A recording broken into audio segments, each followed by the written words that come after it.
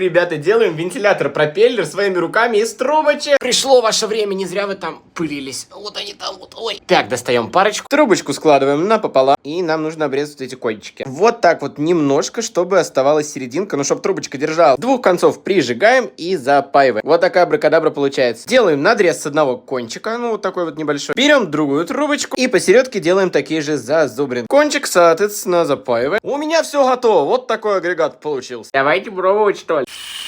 Че, соскакивает?